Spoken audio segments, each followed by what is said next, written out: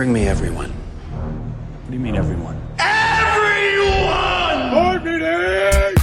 Welcome to Everyone Racers, a show designed for the world of low-dollar racing and oddball car culture. It doesn't matter what kind of Lemon Champ or Lucky Track Dog league you run. SCCA or NASA, we don't discriminate. as long as you drive it hard and built it yourself. Join us each week for tech discussion, Tips, tricks, As well as news and notes from the world of amateur endurance racing. whether it's on the spot. hella sweet, Or we're lucky enough and Chrissy, I give you just the tip. we're sure you'll giggle a little. and learn even less. Everyone report to the paddock. This is Chris, This is Chrissy. I'm Tim. And I'm mental. and we are Everyone Racers. Welcome to an Oldsmobile V8, episode 371. Now, the 371 made its debut in 1957 as standard equipment on all Olds models and was produced through 1960. The 59 and 60 371s used green painted valve covers. 4-barrel models used a 9.25 to 1 compression in the 57 and 10 to 1 58 for 277 horsepower, 400 foot-pounds of torque, or 305 and 410 respectively. 1958 2-barrel version produced 265 horse, 390 foot-pounds, but had problems with early camshaft failures due to the high preload valve spring forces. Following the Automotive Manufacturer Association ban on factory-supported racing, power ratings went down for 59 and 60 88 models, 270 and 240 horsepower. And it was no longer available after 61. Short-lived.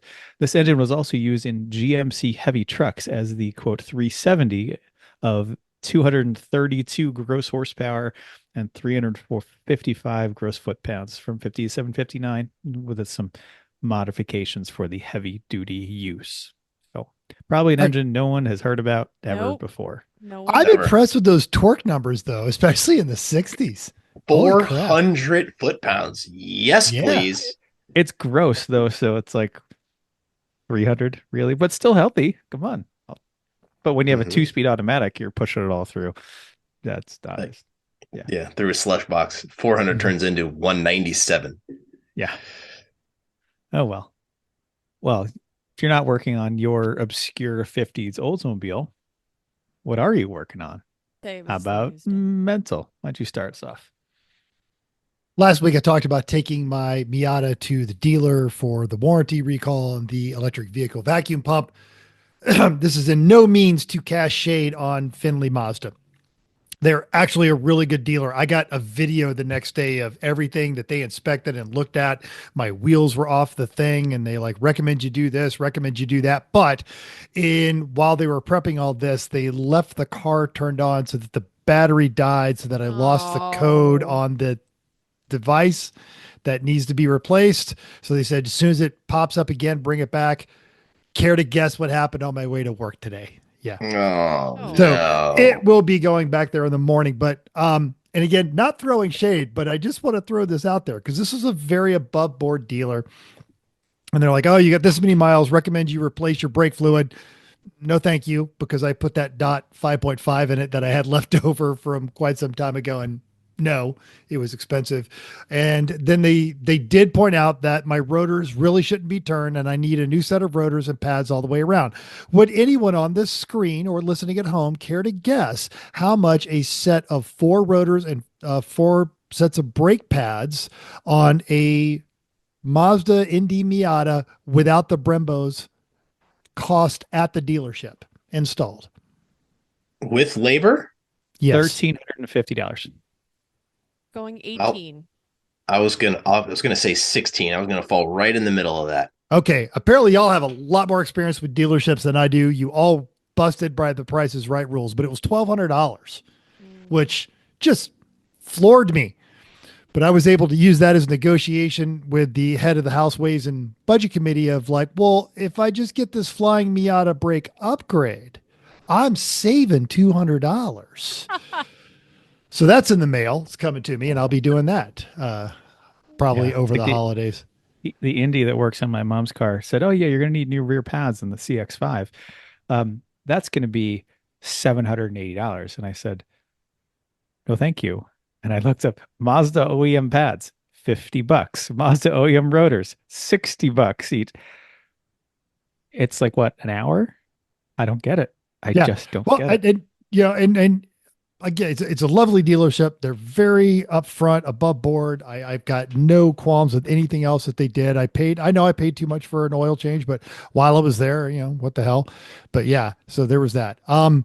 Took Chrissy's suggestion. You guys all know this because it's in our little group text we have on there, and finally became enough of a pain in the ass to Walmart to where they refunded my money.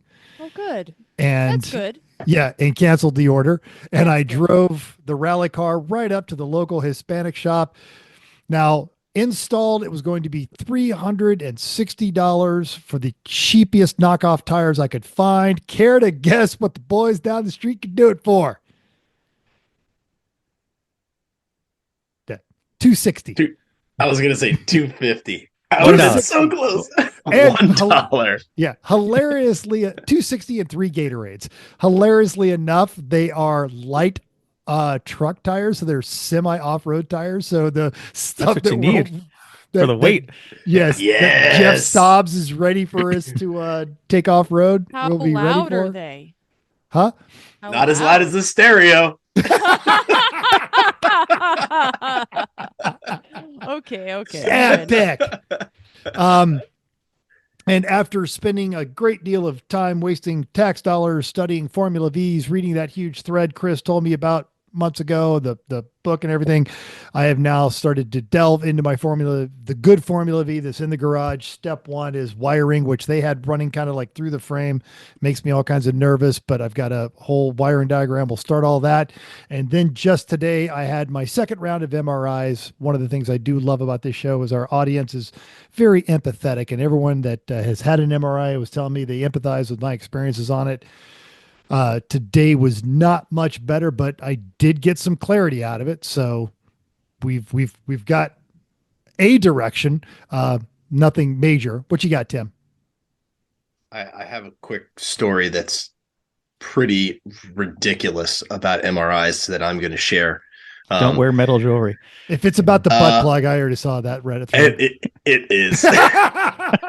So somebody went into an MRI with a butt plug and didn't understand what the M part of MRI stands for.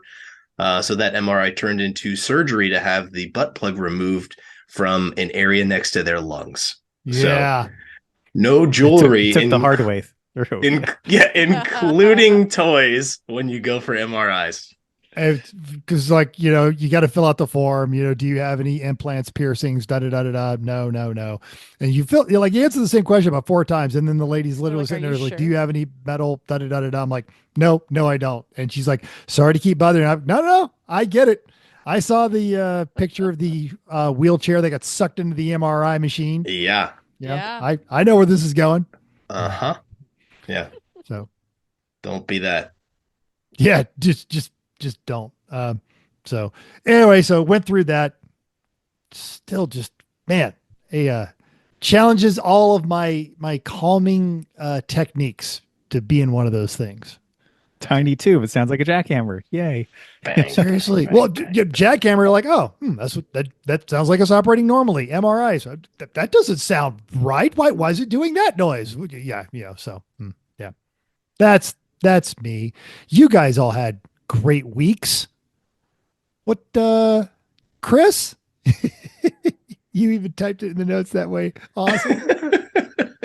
I was just porting cylinder heads. I'm doing a quick, as quick as you can, really, but not like the super detailed porting I used to do in the old Honda heads. Just like a quick and easy one to clean up the casting on this Mazda head, because it's like 36 grit sandpaper in the ports. It's like, come on. And plus this is the cylinder head from the motor that rapidly unplanned disassembled itself in New Jersey. So the piston hit the head on one. So I had to kind of clean up some areas there. Anyway, so I was porting the head. Let's take several layers, and I sent a picture to Chrissy for what you're working on. And we'll talk more about that later, about what it looked like. And I had no idea until she comes out and laughs at me. I can't stop laughing. And I'm like, oh my God, did you put googly eyes on this cylinder head? And he's like, what? The It picture. was like, no, like googly eyes. Like we don't even have googly eyes sitting around a whole lot. Like it's not like we just have them and stick them on things, which would be funny if we did. I was like, where did you even get googly eyes? And he still doesn't get it. And I was like, go back and look at it. And then it looked like googly eyes. So I tried to be I didn't say that it looked like googly eyes. And then Mental went on this whole thing about how much it could look like googly eyes. I was like, you can't unsee it. Yeah. And then And we're not the only ones. We'll get the listener feedback. oh, So yeah, no. I felt so much more normal after a bunch of other people. Oh, once you see it, you can't unsee it. Oh. And Not that's at all. exactly what the post says. It says something like, if you actually, because this is what I do is I put a whole bunch of things in the hashtag. So Mental likes a lot of hashtags. I just write sentences in hashtags that says, you can't unsee it.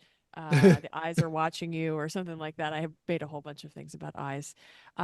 Googly eyes. Yes. So hilarious on the internets. If anyone knows the technology of how to take that and make like the bottom of the cylinder talk like a mouth and then just play what Chris and Chrissy just talked about with the two cylinder heads, the two ports talking to each other, I will give you two get out of jail free cards at any race site that I'm judging at. Please do that. Not what you meant to do, but hilarious. Hilarious. Hilarious. In other good news of fixing things, in the Cadillac, the seat cushion heated seat has never worked in the time we have owned that truck for several years now. So I finally ordered up the new part from GM. And while I was in there, I said, oh, a new seat cushion is only $72 for the foam part. I was like, well, it's already going to be out and it has 116,000 miles on it. So that's getting replaced.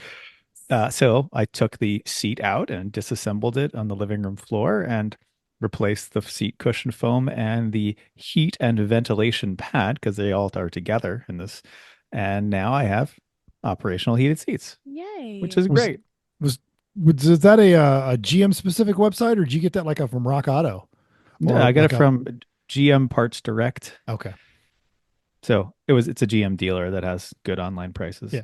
I got to do the same thing to the Mercedes. I was hoping there was like an aftermarket cheap. There option. are, but that you'd be surprised. Like they're usually not that expensive. I've done this for mostly I've done it all for GM trucks, but we anyway. put them in the Mazda too. Yeah, I put some aftermarket ones in the Mazda. They didn't last forever though. So I think you're probably good, yeah, they were. But I think you'd be better off going for if you can OEM. just get an OEM replacement one that just plugs in. Do so if you can. Easy. No splicing. Last thing you want is your failed splice to catch your wife's seat on fire.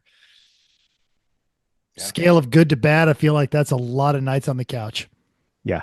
Dumb ways you're- to die. Yeah, or you're just going to Exactly. hear about it a lot. So there's that. You never ever stop hearing about it. In fact, remember that time you tried to light my car on fire? Yeah, and my butt. With me in it. Yeah, right. Thanks. Yeah, great. Never. Oh well. Oh, Anyway, well. Chrissy, you were here too. What were you doing? I did not do any car work. I was laughing at googly eyes. I was doing cleaning up from Thanksgiving. We still I had not really cleaned the kitchen, did a deep clean, packing for an excursion that we're going on. And then today I hit a deer. Oh. Yep. Which car? Mercedes, which is great. It fared really well. It was just the grill is really what hit. It was deer number 3. It was in a place where there's known to be deer. I see them all the time. I have stopped for them, but this was one of those places where there's like a big pine tree. There's no scanning involved. I couldn't even see that they were coming, came right out. I saw 1, I saw 2, I'm stopping. And number 3, I hit it. I hit him square on. He obviously didn't do so well, and then somebody on the other side of the road hit him much worse than I did. So he is no longer. So I busted the grill, the sensors in the front. There is a crack. Didn't Chris just fix those? A while ago. Okay, Airbag? But no airbag. No airbag. Oh, good. I did a real quick damage assessment in the driveway, and Chrissy got home about literally 20 minutes ago. And it's grill, all the motion sensors in the front for the radar cruise control and all that junk. The support bar behind all that stuff that holds it up. Another one just barely touched the AC condenser, put a dent in that. One of the headlight mounting tabs on the driver's side is cracked, and that is a $3,500 headlight. The bumper's a little flexed, but structurally it's fine. The hood is fine. Well, more importantly, Chrissy's fine. Chrissy's fine. Yeah. Yes, of course. Yeah, I'm totally fine. I was headed to a work dinner and I was like, gonna be late, hit a deer. And then I had coworkers that were behind me and they're like, oh, that was you. Yep, that was me, because people were going to this dinner and saw me on the side of the road. How many of them were like, pick it up, bring it to the dinner, we'll put it on the grill? Well, before it got hit again, I didn't even have time to call anybody else to take it because it was in the middle of the road. It's fairly dark. There are no streetlights on this road. So as it was getting twilight-ish. So by the time I could have even called somebody, it got hit again. So there was no picking that guy up. So, yeah. Thank goodness for insurance. And I took a lot of pictures of, here is my car, here is the deer in the background. You can see it, and it's all in the same picture. Yeah, I'm totally fine. I was shaken because I don't like hitting things. Nobody does. I'm a little. No. I know. I wish I could have stopped sooner, but I was already driving. And I would argue that a lesser car and a lesser driver, that would have gone off much worse. Well, if I was in the Porsche, I might have just scooped him up and just thrown him over the top of my car. So or gone through the windshield, which more. I've seen I was happen. to say the more likely response is scooped him up and put him through the windshield. I lost someone in high school that way. They F body, and the way it rolled over, it was still kicking, and as it went through the windshield, so.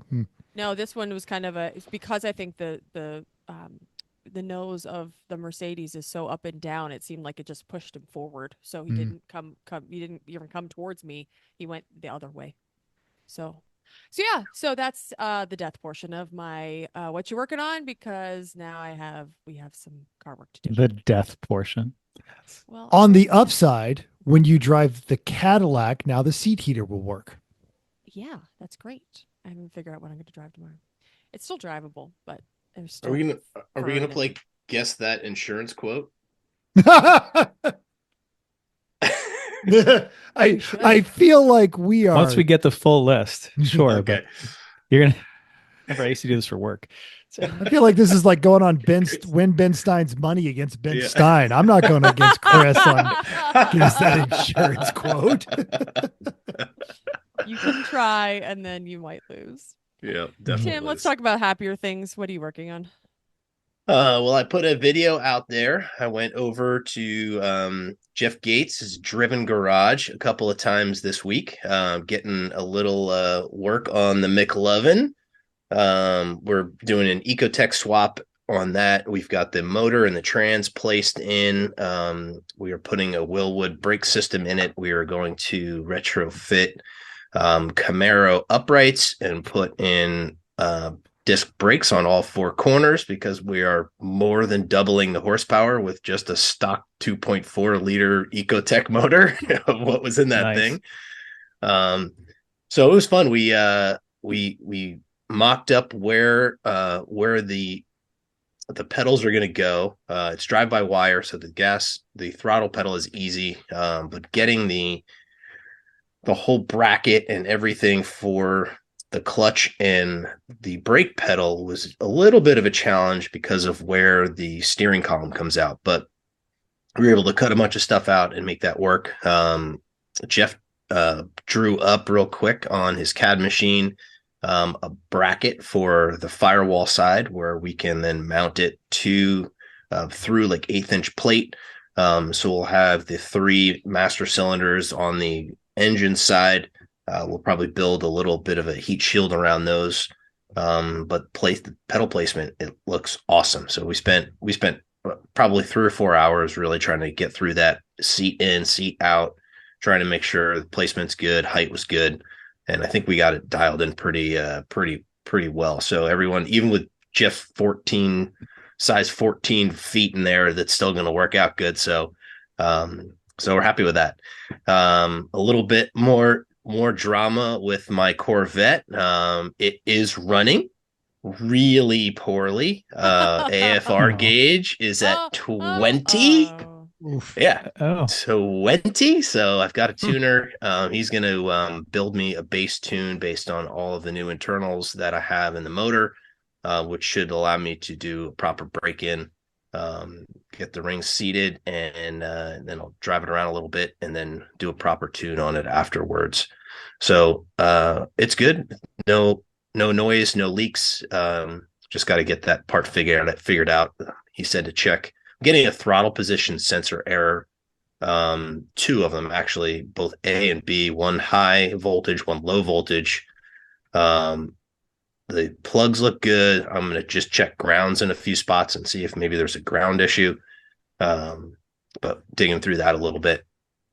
So that's going to go in the back seat until we can get the tuner dialed in. So I've been doing a little bit of pre-research on the Solstice. In May at the last race, I had a big power loss on that and trying to figure out what it is. It never threw a code. Boost went down. It's a 2-liter turbo motor, direct injection. So I don't know if it's fuel. But it's got the magic spinning cams, VTEC Yo.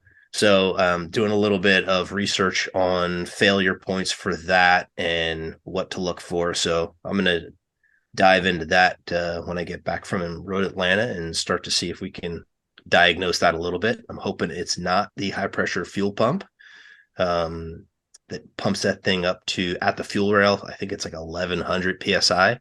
Those go for $500 on Rock Auto. So if that's the case, I'll just buy another car and sell off the parts because you can get a car for $2,000. So there's that.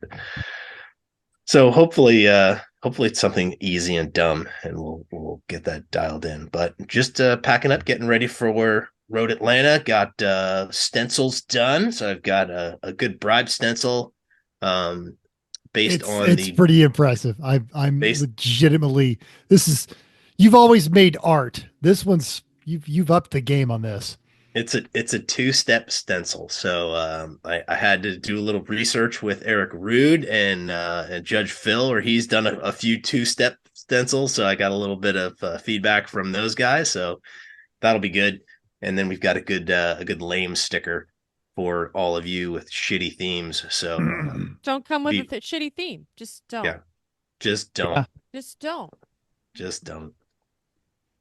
I will put a stencil on your car if your theme is lame and you come back with a poorly done theme. I will put another stencil and it will continually get closer to your windshield until you actually do it properly.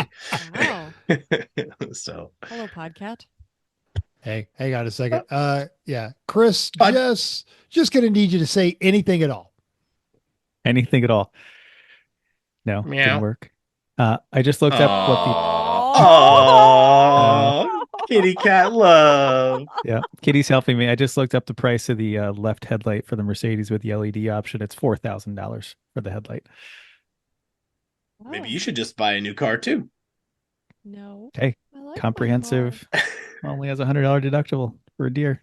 So I'm gonna get a new headlight. So no limits, Mercedes wagon. No, all right, fair enough. Car's way too nice. No,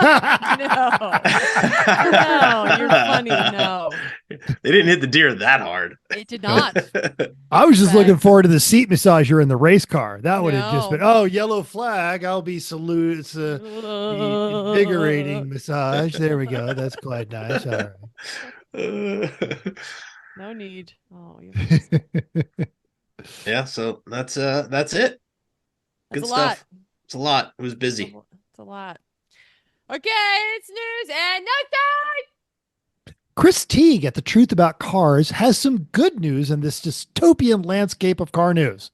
Beloved 80s icon and manufacturer of seriously great seats, Recaro, has been saved. The aftermarket and often OEM seat maker has had some issues lately. Filed for bankruptcy, and the future was looking grim for the German equipment maker.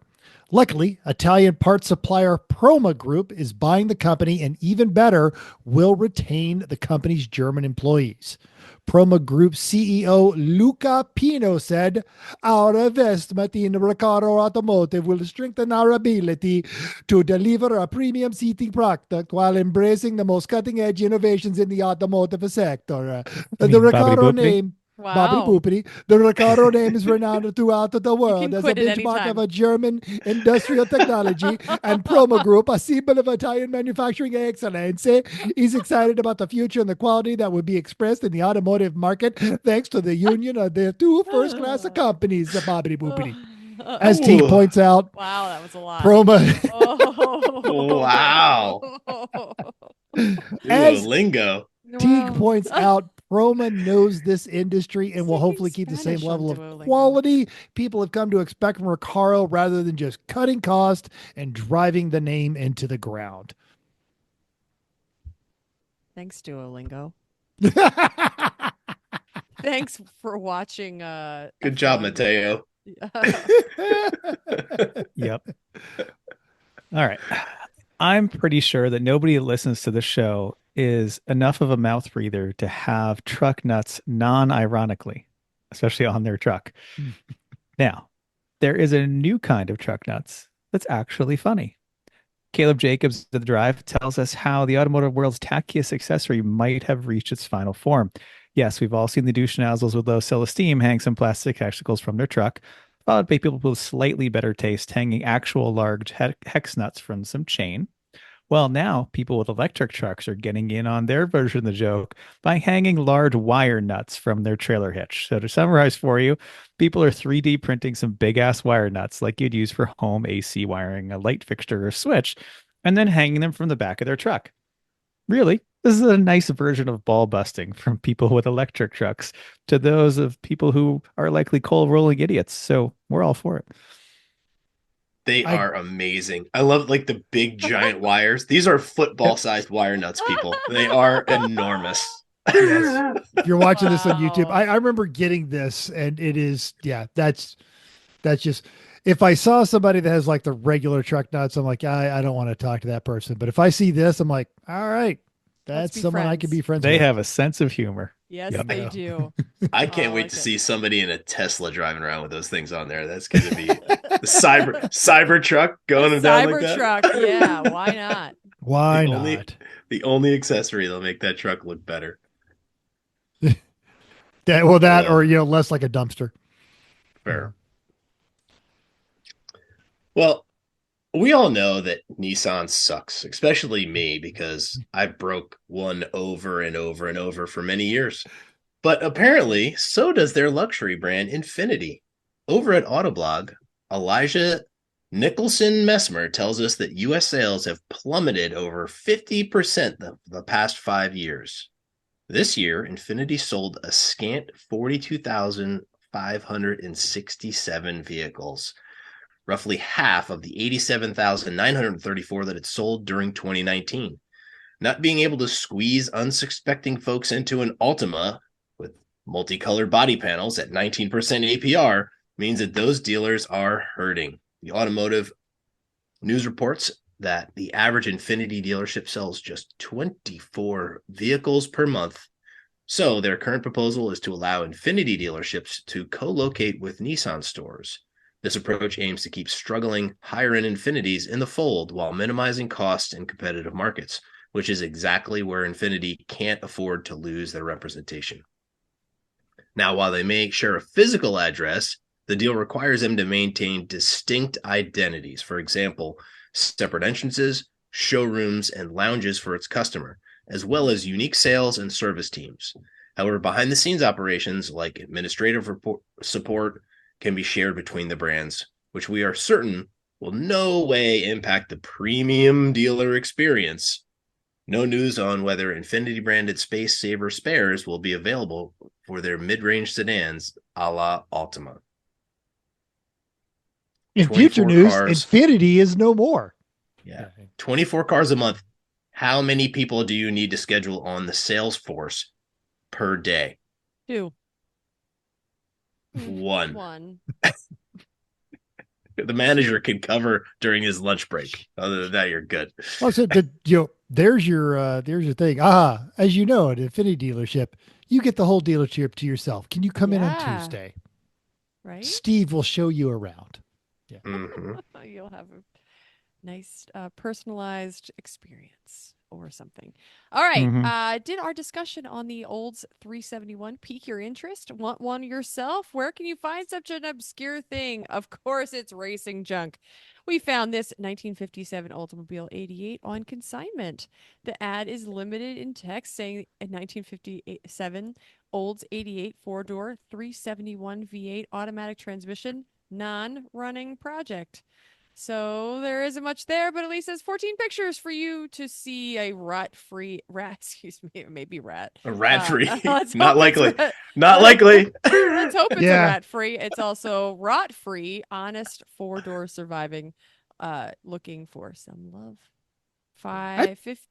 Almost $6 Cool grand. car. Just under $6 grand. Very cool. It has Lots more of pictures pictures. than working parts. That picture there of the seat, I'm pretty sure it's not rat free. Mm-mm. There's definitely hantavirus walking around in that one. Rot free. It is rot free. They actually had pictures of the four doors. No These are good looking rat-free. cars, man. It's really cool looking car. Yeah. And he did not skimp on the pictures, which is just awesome. So way to go. Absolutely way to go. It's Who a needs words tiger- when you Oh. sorry. Sorry. I completely screwed that up. I'm sorry. Oh, it's upcoming races time. Again. Well, we have coming up the Kim Harmon Scrotium 500. More on that soon.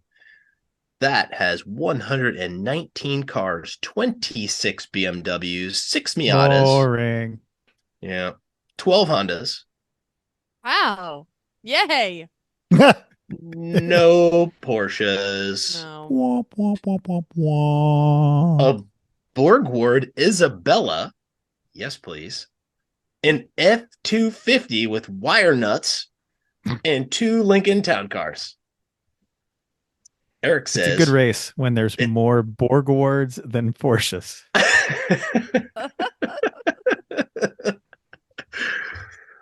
Well, the esteemed Everything Bagel, Eric Rude, said, whatever Dirty Duck is bringing will be crazy, no doubt. This race also will have the North Star Mafia Cadillac, a one-barrel fed 280ZX, an S10 with a Firebird front clip, a Shelby Charger, an F-250, a VW-powered Plymouth Horizon, and the return of the Gene Cole and Jown car, to say nothing of the 318 Dart with the smallest two-barrel I have ever seen, and much, much more.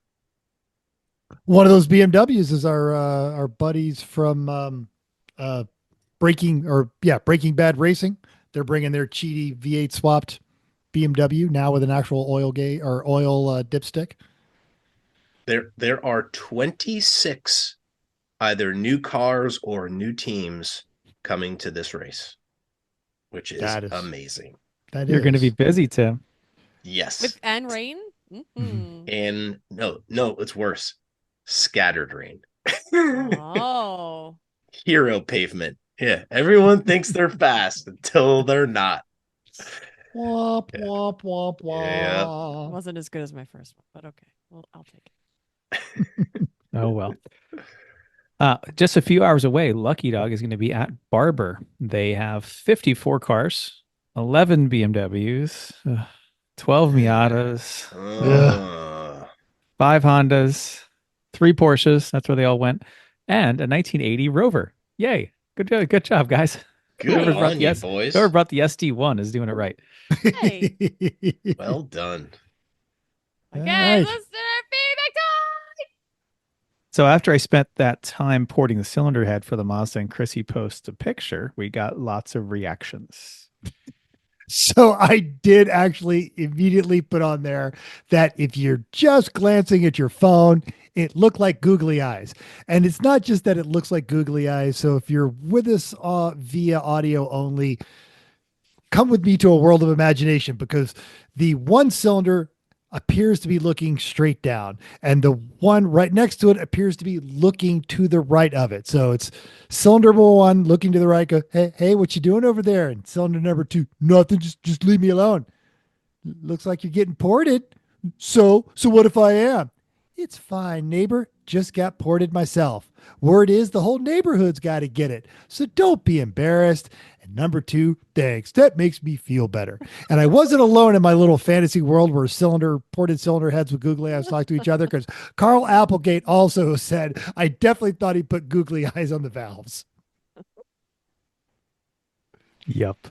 It is an amazing picture. You've got to go on the socials and look at it. It's spectacular. Well, Corey Dickman did a dyno do-over day for his GMW, and his tuner was 40 minutes late again. By the way, he wanted to shoot somebody. That's inside trader information right there. Did it get done though? It did get done. It did get done. Good. And he didn't brick the ECU this time, so good on him. Good. Bruce Leote said, I am preparing the TQ for some indoor battle. Hasn't been on the track since March 2022. That's because you've been broken since then, so don't hurt yourself anymore. Stop riding dirt bikes. Yeah. And if you are anywhere near Atlantic City, oh man, you want to go see the Gambler. It's awesome. January. January 31st, February 1st, that weekend, OG Three Pedal Mafia get together there. We'll be there. Many shenanigans will be had. So many shenanigans. Yep. Sasha said he just did a mild head port on his Prius. It made zero difference, but I also no longer have an annoyingly slow head gasket leak, so that's a win. Steaming and heating RTV joints for 3 days straight was fun. I want summer back. He lives in California now. He doesn't have to worry about that. It's fine. Owen said, why do the two chambers look like they're planning something? And Gregory said, headed out to blow the dust off, but can't seem to remember why I put my New Balance shoes. Oh, well. He included a picture of his C2 Corvette. So that's the New Balance joke. Got it. Our good buddy Michael K was showed a picture of his solar array, quote, hoping to power the trailer or winter workshop and the day-to-day needs in the garage with the power of the sun. Really, it's a test bed for a system I want to put in the garage mahal, and it's finally going through the variance permitting process. It's a legit impressive setup that he's got there, but that's just everything that he does. Kyle Hansen said, I'm cutting more holes in the floor, this time for my drive shaft safety loop. Good plan. Tyler Smith said, still a bridge? Always a bridge. Maybe one day I'll get to see my race car again. And I sat there and stared at that photo, trying to figure out what bridge it was before I realized he was talking about a ship. Oh, yeah. I didn't look that closely. I definitely saw the picture, but didn't. Yeah. Different Tyler S said on YouTube, RE Knipex, those pliers Chrissy was talking about. I recently brought one of their large snap ring pliers for doing wheel bearings. The local Harbor Freight has been out of stock for the Icon equivalent for months, but the Knipex ones are on Amazon for only a bit more. Unfortunately, it seems the Mazda snap rings have 3mm holes, while the pliers have 1/8 inch prongs or something like that. So they required a bit of modification. Not fun on hardened steel snap rings. Pro tip regarding wiring label makers. The regular Dynamo Label Manager 160, while not advertised as compatible with the heat shrink tape, is in fact 100% compatible with the Dynamo heat shrink tape and about half the cost of the one we recommended. So thank you for that. Oh, yeah, I like Pro Yeah. tips. They're fun. Yeah. Well done. Thank you. Hey. So that's good. You know who else loves to Yeah. save? Yeah. Chrissy's mom. She loves a bargain. Yeah. She needed a label maker. She'd be all over that, but she That's doesn't. where I get it from. Yes. Yep. And it would be a delicious and savory label maker at that. Sure. Label all of her cookie bins. She does actually. Yeah. Mm-hmm. Custom ones every time. Every time. Hi, Chrissy's mom. Hello, Chrissy's mom. Okay, it's big time. Try again, a little quieter. It's big time. Thank you. What is the main topic, Chrissy? Now you're too quiet. What's the main topic? I think he just wants you to read that. I don't want to read it. It's the Blumpkin Spice Scrotium 500, ladies and gentlemen. Literally, only Eric, Rude, Tim, me, and Corey get the Blumpkin Spice. But oh, Joe was there for Blumpkin Spice too. Yeah. Your balls smell terrific. Oh, well, Right. you So already who know we have- that. Yeah, Tim's Yeah, going. who we Who have else is judging? going? Tim, tell us what's going on there, sir. We've got a good crew. The Lemon Supreme Court with Chief Justice Judge Craig from Terminally Confused, Judge Brian with he's great. Love Brian. Worked with him at Pit Race a couple times. He is coming in from Zero Budget from the Ohio region. We've got myself coming in for a Sorry for Party on the West Coast, Cali represent, and Judge Rob from Escape Velocity in Louisiana. So we've got a lot of the country covered with this crew. Yeah. So it'll be super cool. And as always, the amazing and always amenable Aaron Cole for our media, Colorado, another state all over the place. We might have a couple of guest judges wandering around looking to dispense justice. So we are looking forward to that for sure.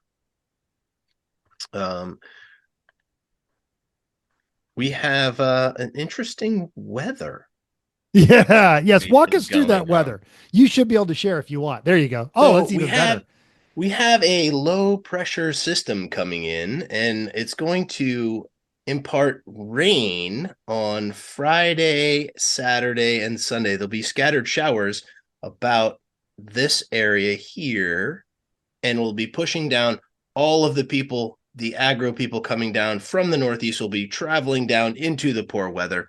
It is going to be about 50 high 50 degrees and about a low of 33, I believe, which is not great.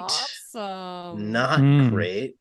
So if you are camping at the track, dress warm and please be careful out on the racetrack as it's going to be slick.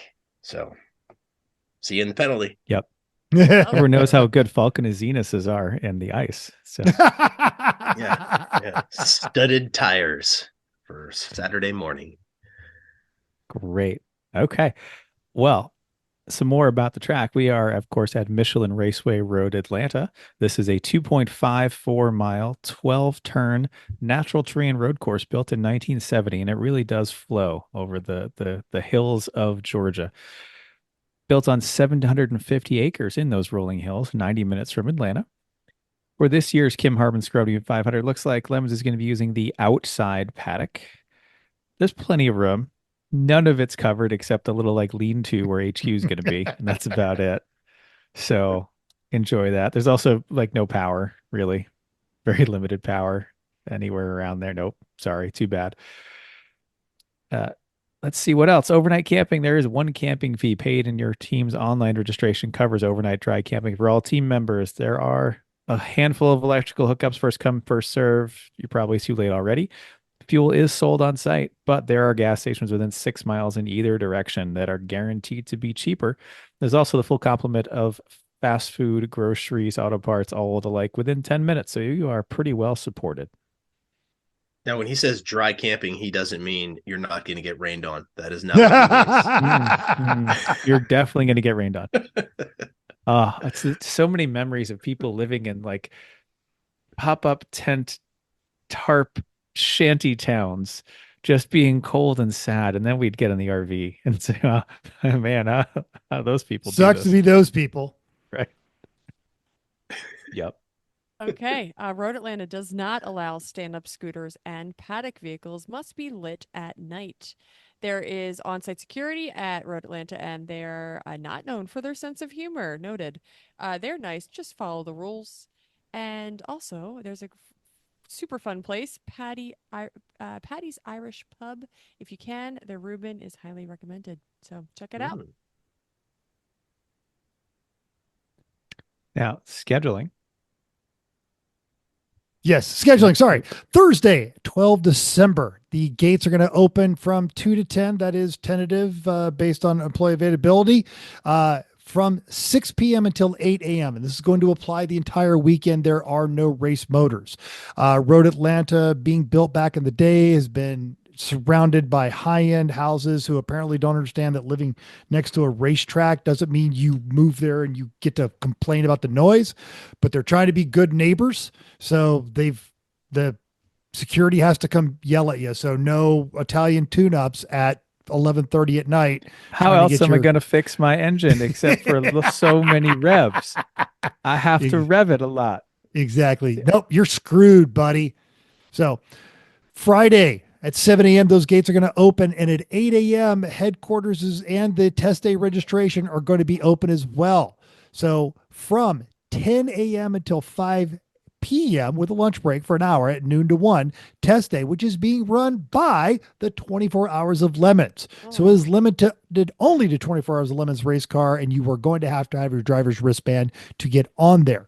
During that time from 11 a.m. to 5 p.m. is also BS and tech. You have your specific tech times. For Pete's sakes, check your email. Every one of us is a judge. The people to show up like, oh, hey, is this your tech time? Tech time? What do you mean? They've been doing this for like 4 years. Just stop it. So know your tech time, be on there. They'll also be doing the gear tech and the gates close. It is starting at 11 a.m. because as Tim mentioned, there are 26 new builds. So they're going to be picking through these cars a little bit. All right. At 10 p.m., those gates close. Do not try to coyote somebody who's not on your race team in. That's how people get in trouble and have to wear skirts and wander through the paddock soliciting donations. And again, from 6 p.m. to 8 a.m., no race motors. On Saturday, the 14th, gates will open at 7 a.m., 8 a.m. There is a mandatory drivers meeting at 8:30. Grid up, get your most sober person into the race car, strapped in, and ready to go. 9 o'clock, the race will go green. Race session 1 will end at 5 p.m. The gates will close at 7 p.m. Once again, from 6 p.m. to 8 a.m., enjoy your time relaxing in the paddock because there's no race motors. On Sunday, gates will open again at 7 a.m. Race session 2 will be from 8:30 to 10. Although from 10 to noon, it is Jesus hour. Yeah. Jesus does not tolerate light race motors. Welcome to Georgia. Go get yourself a Reuben. Noon to 5, we will continue racing. I guess this is race session 3 at this point, and we will do awards at 5:30. At 8 p.m., there will be a snowstorm, once in a million year snowstorm that will roll in for the 7th year in a row if it doesn't happen on Saturday before that. So get there, get to your tech on time. As Mental said, that area apparently is congested. We will be pulling cars off to the side that are new, that are going to need a couple of sets of extra eyes on them. So when you're going through and waiting to be in line, bring umbrellas because we can't fit that many people under that little enclosed area. So right? You're gonna need prepare yourself. Bollards to like quarantine off places for you and places for.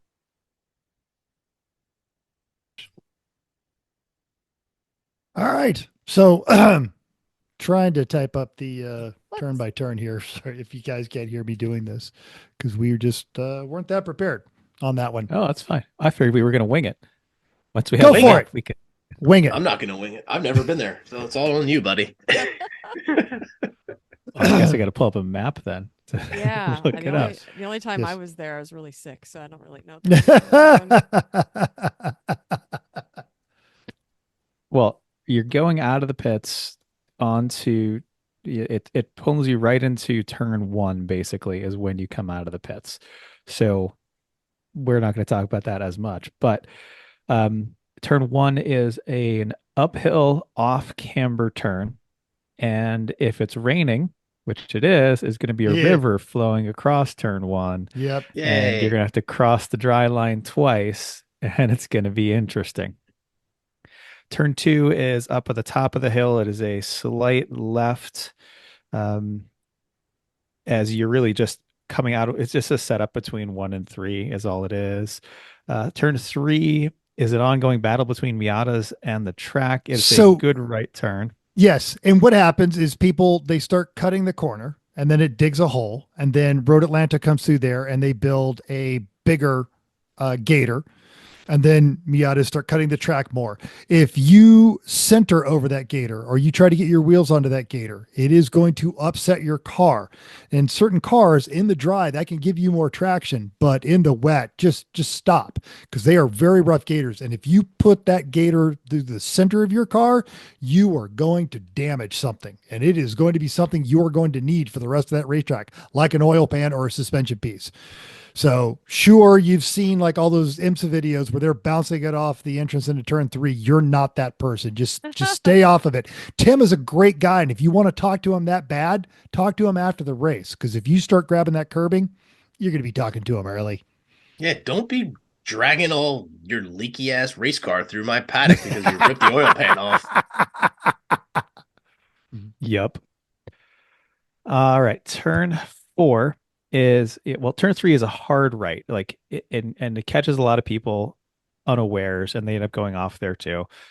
That if they get through turn three, then sometimes they're usually not well set up for turn four, which is going down the hill into the S's. And really just pick your eyes up and look down the hill, and you can kind of just follow your way through. But really, if you early apex four, you're going to be pushing too wide on the outside, and that wall that's closer than you think. Really, there. Yes, So then you go we through the all S's. know we all know a very skilled, very calm, very rarely visits the penalty box driver who hit that wall hard a few years ago, and ended up. Took him a long time to fix his broken hand after that. It did, and and this isn't a hothead. This isn't someone that comes off there. It was just car got away, and then the wall was closer than everyone thought it was. Yeah, way more than anyone thought. All right, so you go down the S's. It's fun. Bottom of the hill is turn five. It is left, and you go up the hill. So you've got a lot of traction at that bottom of that hill. You can use the curbing.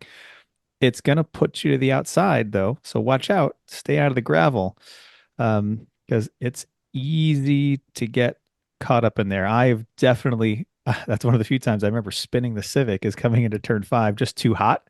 Yeah. And it just wasn't going to make it and lifted, and it just came right around. And that gravel there is deep and the walls are close. So not a good time to do that. Five is at the crest of the hill. So then after five, you get a nice long straight to six. Six is just a 90-degree right, basically. It's easy. Seven Actually, is I'd say even slightly less than 90. agreed, and it's slightly uphill. Yeah. Mm-hmm. Six. Seven Yes. is more than 90 degrees, but it's I recall it being a little off camber. At least it feels like it's off camber, and everyone bunches up crest there. it. People crest it. They don't turn enough. They're light on the suspension. They end up going wide, and the grass out there has been, well, the red Georgia clay has been flattened by decades of this.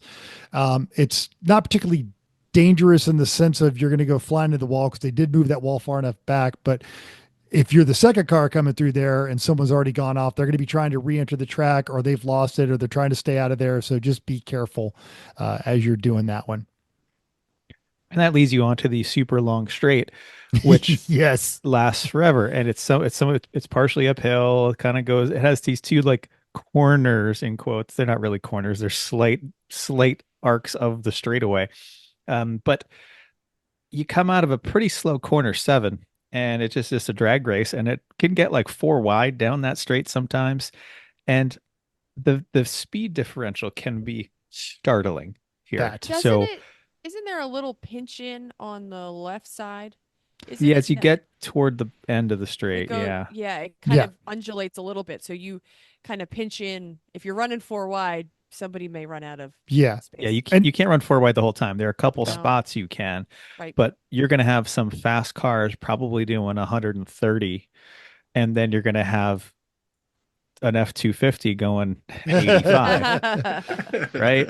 And but what Chrissy's saying, right up at the time you pass onto that pedestrian bridge, you should have that 4 wide sorted out. And if you're in a slower car, just get to the right, set up, check way back in your mirrors if you're going to try and pass somebody on that straightaway. There's a lot going on, but you've got good sight lines in most directions. If you're in a faster car, simmer down.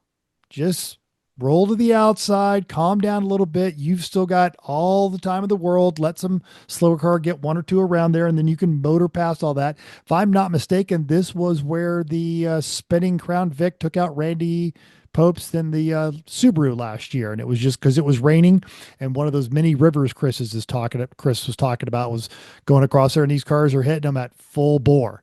So yeah. And the other thing is, if it is wet, you are not going to be able to see anything in the spray. No.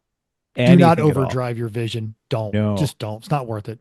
If you do not have tail lights that operate, not brake lights, but tail lights or a rain light, you should go fix that, because it is necessary for the amount of spray and the speed coming down that straight.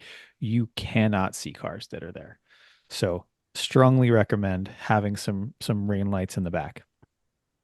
All right, so you get to the end of the straight, and there's a steep downhill right at the end of the straight. This is great for getting that last little bit of speed before you have to brake really hard for 10A and B. And some people are better at it than others. And there's a big gravel trap there for the people that are bad at that, which you're definitely going to see at least one person go into that gravel trap. So 10A is basically a 90-degree left. And it's a simple turn, but you're just coming into it so fast. You just got to pick your braking point right coming in there, and then figure out who in front of you is going to not brake in time or brake way too early. Figure that out. 10B is a right-hand turn, and it's a standard start on the outside, cut the apex, go back to the outside, or pick your lane because it's lemons. Whatever car is not blocking the apex, you just go there, do that. As you then crest under the bridge for 11, this is a very exciting time. If you've never been to this track, you are probably going to be too far to the left. Mm-hmm. And if you are too far to the left, you are then going to go into the pits. Which, hey, that's how you get to the pits, everybody. It's down that way. This has happened, I think, to most of us. I feel like we were like, oh, no, the car's suddenly I'm in the pits. Oh, I'm coming into the pits now. Okay, great. Yeah. And you could watch all the videos you want. You could do all of this, and good on you for doing that sort of thing. But if you've never driven under the bridge in turn 11 at Road Atlanta, you're not ready. You're just not ready. It is an 8-story drop. Yeah, 11-12 setup is so much. It's blind. And blind. You have to trust, and there's lights, or there's colored squares at the top, which are very helpful. Yep. Are they? I never found them to be colored blocks. They're too close together.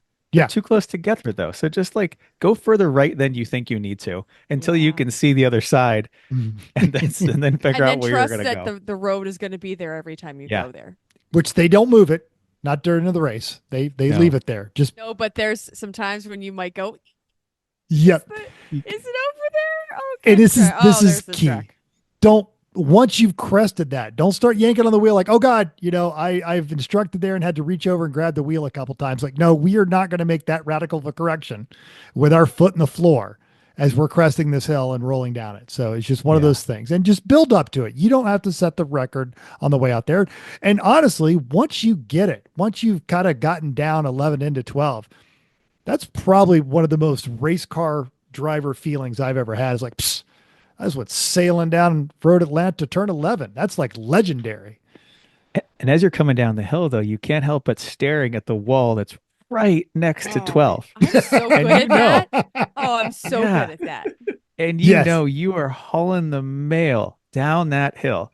And at the bottom, that turn, 12, you've got suspension compression from being in the bottom of a hill, but it doesn't matter. It still is a pucker inducer. That wall is right there. And You put respect two it. wheels off, you're done. You're gone. You're Yeah. in the wall. That's it. And respect that outside wall. But if you get there and you get a chance, you're not going to be able to do a track walk. Usually the security doesn't let it, but you can walk around the infield of the track and get almost the same thing except without touching the wall.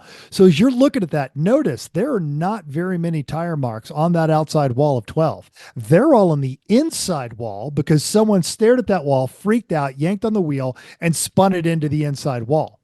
And if you watch the race this weekend, that's going to be where a lot of those incidents end up. So pay attention to the flag station because you're going under it right as you're coming down that hill. So look into that one. But yeah, it's as Chris and Chrissy just said, it's real easy. Like, wow, that is a lot of concrete very close to me, and I am going damn near terminal velocity of this car that I am sailing down 12. Something else to consider: turn 12. If you have not ordered new front wheel bearings for your car, order them now because it will eat. I have seen it eat brand new wheel bearings in the course of one race day. Just you got all of the load is on that front driver's side wheel. And it is so Saturday night or even Friday night, if you've gone out there and done the test day, get your car up on all jack stands, do all your bearing checks, and then spin the wheels and listen for any hint of a grinding noise. Because you do not want those locking up on you at really any point on this track. Yeah. And then you're on the straight. You're in straight. I was going to say, we kind of left the straight out there. Well, this is the small straight at the pits. Yeah. There's not much to it. No. It's a straight. And then you're there's back to turn one. That wall that they're talking about. It ends about most of the way down the track. You can use that as a good reference for your brake and your downshift as you throw it into turn one. There's a flag station right there on the corner of turn one. It's uphill. You're going to get all the suspension compression. It's really a good turn built into it. Keep an eye out for cars entering onto the track. But as Tim mentioned, when it rains, all bets are off. And you will see multiple cars just go right off turn one. I think I saw 3 at one time, like over there trapped in the mud. And for those not familiar with the South, there are many different types of soil. In Georgia, they had this lovely red Georgia clay. It provides no traction. It will fill every tread in your tire, effectively making it a slick by the very definition of the word. And it weighs a ton. And when it dries, you need a chisel. So just stay out of all of it. And it will stain every item of clothing it ever touches. Wow. How do you really feel about this, Mental? Yeah. This is really good. This is in my description. blood. So yeah. Yeah.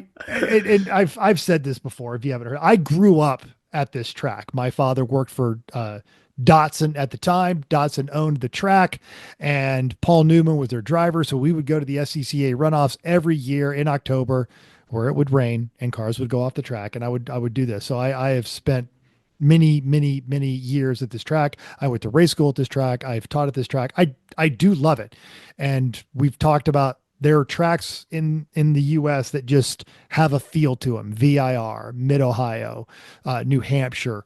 This is absolutely one of those tracks. You can sense the heritage. It's a great place. You're gonna love it. It's a track I could spend a whole lot more time learning all the nuances because there are a lot of nuances to this track. Yes. Mm-hmm. It's a great one. So just wish the Lemons race wasn't this weekend-ish every year where it always rains and it's terrible. Nope. Or snows.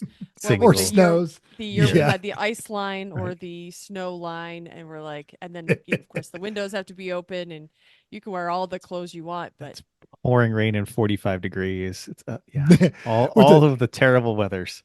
I remember when the Fishers were still running the Ombre and it had sat out and the seat was just soaking wet, and whoever had to climb into it on Sunday morning in 30 something degrees and then sit there and let it soak into their driving suit and just shiver while they were waiting on the starting grid. Nope. Not cool, man. Nope. Kind of weekend you're gonna wish you left the heater in your car. That's for sure. Yeah. If you don't have a defroster, make sure you know the Barbasol trick. If you don't know the Barbasol trick, get a hold of us. But multiple people at Road Atlanta are going to know the Barbasol trick. So They're going to need a rag on a stick too. you are going to need a Mhm. rag on a stick. Yes, you Yep. are. Yeah. Oh, Change your wipers, boys and girls. yeah. Rain X now. Yes, Rain X And, now, Rain X again, and then Rain X one more time before you get on yep. the race. And anti-fog does nothing. Don't even bother. No, it doesn't. It makes a glue on the inside of your windshield. You'll try scraping off with your fingernails during extended yellow flags, and all it does is get on there. So yeah, use the Yeah. barber saw trick. Man, So we you guys just gonna have a good time? Everything breezed right good? through this. Yeah. We did. Is It's anyone good. going It's to good. the Claremont Lounge in Johann's honor? Isn't that Oof. the place? I don't think without Phil coming, I don't think so. Normally that was a barber deal because yeah, you're just when you land at Hartsfield, you're as close to Barber as you are to Road Atlanta. Mm-hmm. Oh, Well, Tim, I asked you, but I don't remember the answer. Do you guys have a Sunday night hotel downtown? Or you going to stay in Brazelton? Yes. Yes. I am staying I don't know. I gotta look and see where Okay. actually they got me set up. I'm not sure, but Okay. you gave me the name of a spot. I'm gonna go check it out Yes. if it's close by for sure. The Vortex. Highly yeah. recommend the Vortex. You'll Yeah, get I'll a have a rental giant car, so yes. that'll You'll have be good. giant burger served up by a tattooed server is that where with we an went to? attitude problem. Sounds like Yes. where we went. Yes. Tim, any suggestions on bribes for the lovely folks out there that might be interested in Flannel. earning the favor of Yeah. the Supreme Court? Yeah. I mean, it sounds like hand warmers would be a great bribe. poncho, And yeah, a poncho and maybe a galoshes. packet of shop towels so I can dry off your soggy race car before I paint a bribe stencil on it. Regular delivery of hot chocolate, things like that. That would that's a be good one. amazing. Yeah. If somebody brought one of those Rubens that Mental was talking about, I wouldn't be mad at it. I don't know if they have to go orders at Patty's, but yes, that at the Irish pub, that is a highly. And if you're out and about, your car's all tweaked, you're just tired of freezing Thursday or Friday night, yeah, go down to the Chateau Elan because it used to be owned by Dr. Panos, who owned Road Atlanta for a while. That Don Panos who designed the race cars and everything, and he had that Irish pub taken down, disassembled, brought over from Ireland, and reassembled on the grounds of the Chateau Elan. It's a nice place. It's a good place. And the Reubens are fantastic. Good slow cooked corned beef. That's cool. Selling it. Well, there are 12 rookie teams, and I'm going to give you two highlights. Talking a little bit out of school here from judges' notes of what these teams said about what they're bringing. We talked a little bit about that 250, the F-250 that's coming.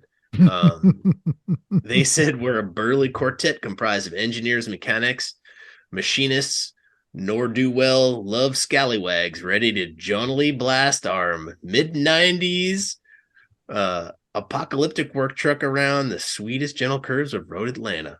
Wow. And that's so you should keep a poetic. poll when they come to the penalty. How many of the machinist versus how many of the engineers? Because I feel like you're going to talk to a lot more engineers than you are machinist. I think you might be right.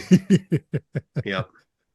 Two-time national FN champion Neil Losi is going to be driving a very interesting car. It is a new build. And this guy says, a new car, new captain. Neil Losi signed up to drive with us.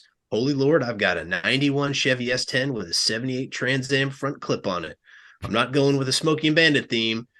Not even once. It's got a Ford 302 from a 1988 Lincoln Town Car with a vast amount of junkyard parts just to get the thing put together. You will understand all of this at BS. I've been building this car for 10 years now. Work, life, and bad luck have gotten in my way, and I wanted to get this dang thing on the track. So I can't wait to see that thing. I mean, that just sounds like he just said, all right, I've got this frame. What else do I have around? Oh, there's some fenders from a Firebird. I'll put those on. All right, what engine do I have sitting here? No fail in this plan. There's this 302 from this Lincoln sitting here. All right, sure, I'll put that in. Just things that are buried in the clay around where he's standing. Yep. I can't wait to see that. That's gonna solid be amazing. rear axle. You are going to love turn 7. In the wet. And Oh, obviously my. he said never do a Smokey and the Bandit theme, and good on you because it has been overdone and then it has been done to perfection by like 3 teams really, really well, and it never needs to be done again. Nope. Because Eric appreciates old TV shows, and I may be the last human being that remembers this. There was a pilot that ended up being a Sunday movie for the week because the TV show did not get picked up, called Georgia Peaches. And it was very much a Dukes of Hazzard knockoff involving a family that ran moonshine and owned a junkyard, and he drove a redneck James Bond Trans Am with all kinds of little goofball gadgets that he used to get away from the revenuers.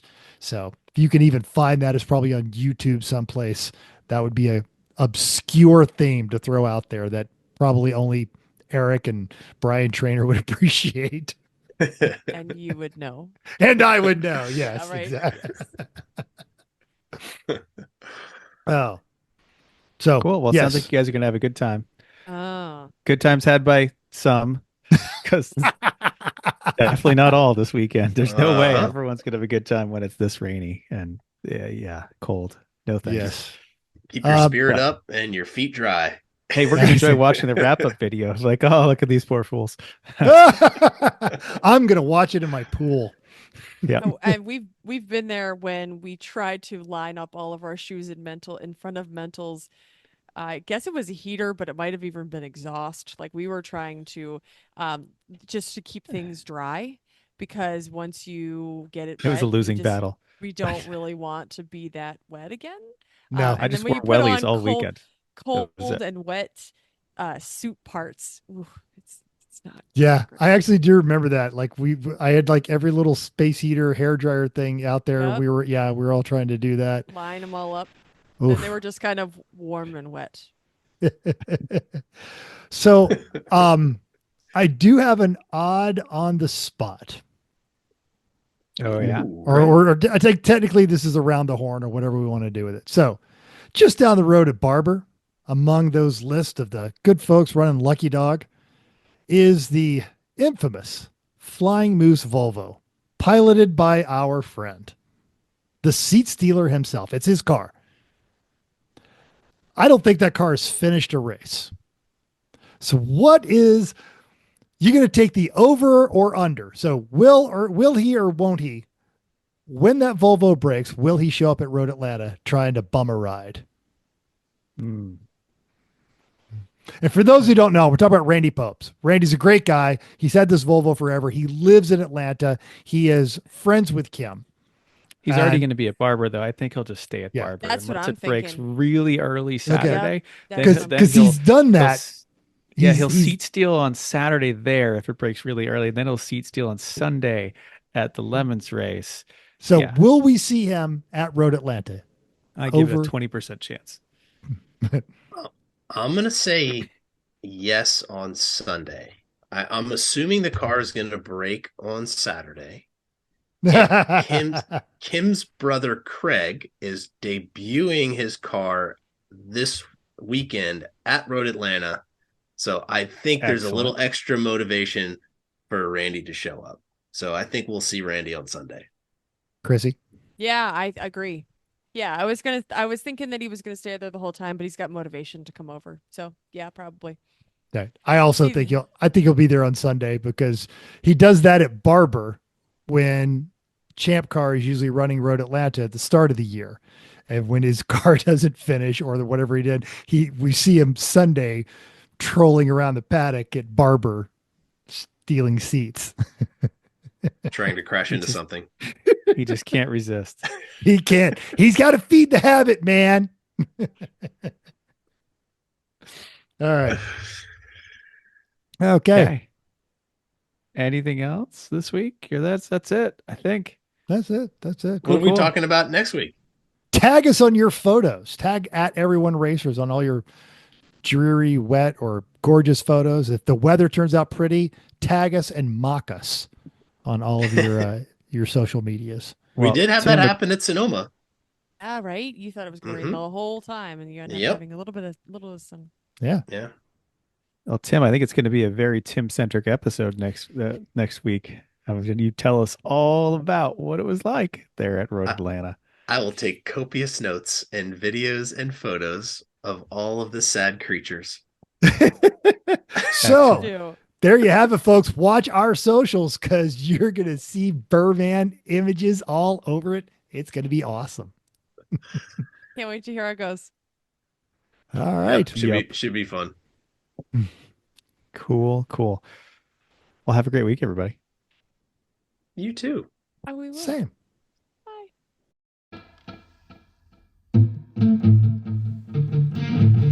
Thanks for downloading us. We hope you enjoyed this week's edition of Everyone Racers. We also hope you will join us in the world of driving, racing, and building because everyone can be a racer, even you. If you enjoyed this podcast, subscribe. It's totally free. Then go to iTunes and give us a 5-star rating. Even if you hated us, give us 5 stars and tell us why. If you have any questions or show ideas, drop us a comment on our Facebook page, Everyone Racers, or email us at everyone.racers@gmail.com. You can still text us at 484-243-0455. Find us on Instagram at everyone.racers, YouTube and Facebook under Everyone Racers, or even Reddit at /E1R. Thanks again, and until next week, keep the shiny side up. Unless there is no shiny side, then just keep those wheels down.